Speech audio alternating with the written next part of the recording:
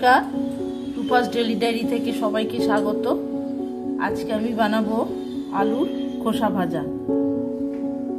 তো খোসা আলুর আমরা সবাই ফেলে দিই, আলুর খোসাটা ফেলে দেবেন না। আলুর খোসাটা ভেজে খেলে কিন্তু খুব অসাধারণ একটা রেসিপি। এটা আলুর খোসাটা ছোট ছোট করে এরমভাবে কেটে নিতে হবে, নিয়ে খুব ভালো করে জলে ধুয়ে নিতে হবে যতক্ষণ না সাদা জল বেরোচ্ছে। কচলে ভালো করে ধুয়ে নিতে হবে, ধুয়ে ছোট ছোট করে কেটে এইভাবে ভাজা করতে হবে। তার জন্য আমি নিয়েছি এখানে 3টে কাঁচা লঙ্কা আর 4 চামচের 2 চামচ পোস্ত। আমি আলুর খোসাটা কিভাবে ভাজি আপনারা দেখতে থাকুন।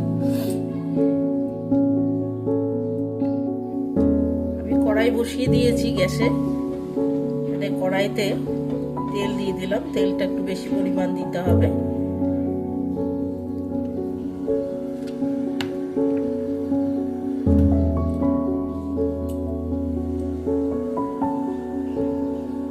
তেলটা গরম হয়ে গেছে, আমি 3টে লঙ্কা এইভাবে ছিঁড়ে নিয়েছি, দিয়ে দিলাম।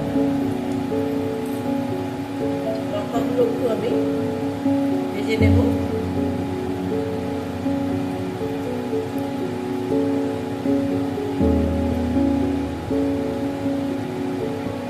লঙ্কাগুলো আমি লাল লাল করে একটু ভেজে নিয়েছি। এখন এই আলুর খোসাটা আমি দিয়ে দেবো।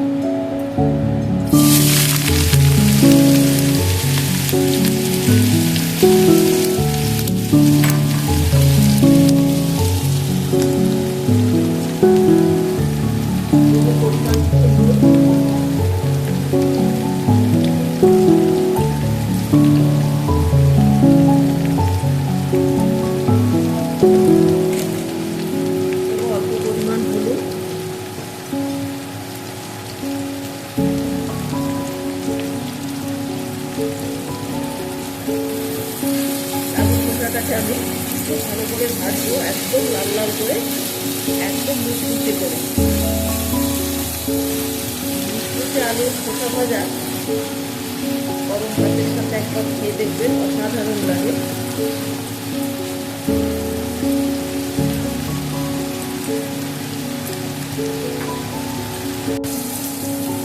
আলুর খোসাটা আমি নাড়াচাড়া করে দেবো একবার। আস্তে আস্তে হবে, অনেক সময় লাগবে ভাজতে।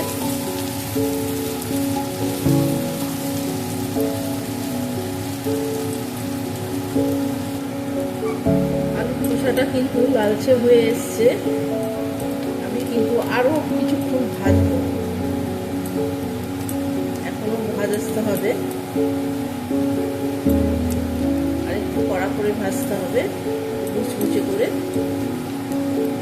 তার জন্য আমি আরো কিছুক্ষণ সময় ধরে এটাকে ভাজবো। গ্যাস কমিয়ে অল্প আছে লাল লাল করে ভেজে নিতে হবে।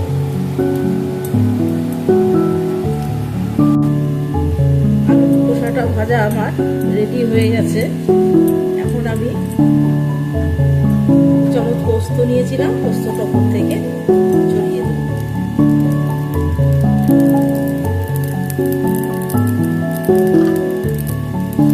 নাড়াচাড়া করে আমি নামিয়ে দেবো।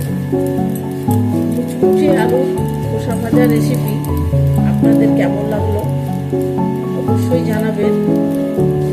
বাড়িতে একবার হলেও ট্রাই করে দেখবেন, অসাধারণ লাগে খেতে, বিশেষ করে গরম ভাতের সাথে।